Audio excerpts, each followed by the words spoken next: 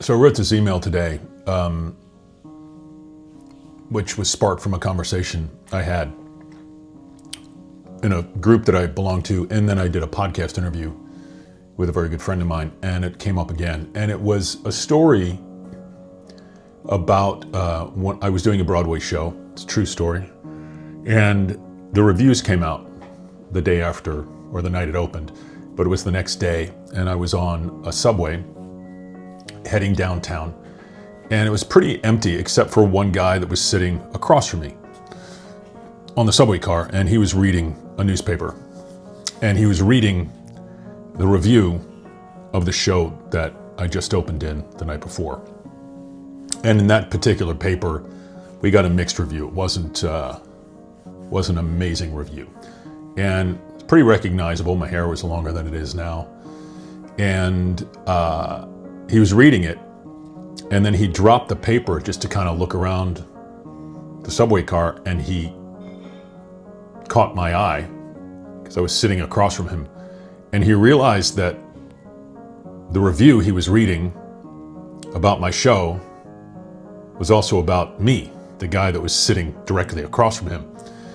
And I could see his sort of, engagement, and he recognized me. And then he quickly, I think, flashed back to the content of the review that the reviewer had written, and kind of was like, oh. And then he just raised the paper back up in front of his face. And at first I was disheartened because I was like, wow, we didn't get a great review, and embarrassed. And then I got mad. I was like, man, I was angry. And then I realized something. It was like a split second, all of that happened. And what I realized was that what this guy was reading was one person's opinion. And it did not reflect the reality of the majority of the people who had seen this show. And even if it did reflect that, which it didn't, this guy was reading one man's opinion. And neither he nor the person that wrote the review had ever been in a Broadway show, let alone started one. They had no idea what it was like to do that, and had not reached that level. And it hit me again how often we take exterior viewpoints as true, when in many cases they're not. They're only true for that one individual.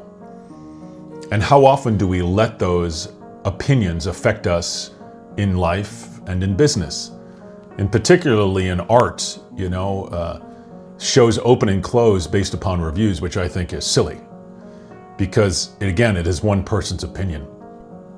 So as I sat there today reflecting on that, and we were talking about the impact that life has had on us and can have on us, it reminded me that your goals are your goals. Your vision is your vision. Your focus and your dreams are your dreams. And you should never let them be diminished by someone's opinion of who you are or thought of whether you can achieve them. How many times have you stopped yourself from doing something because someone said it might not be a good idea, or had a vision and a dream, and you stopped yourself because of what someone else might think of what you're doing? Could be small, could be big, but the bottom line is it's yours. It's not theirs. Even though they may be trying to help you and guide you, go to the people that have done what you want to do. Learn from the people who have accomplished what you want to accomplish. And if they haven't, if they do anything less than say, hey, listen, I support you and I want to be there for you, think about whether or not you want to take their advice. So that day, when I was sitting on that subway car and I had that influx of emotions, I left there and I said, I'm going to use this as fuel.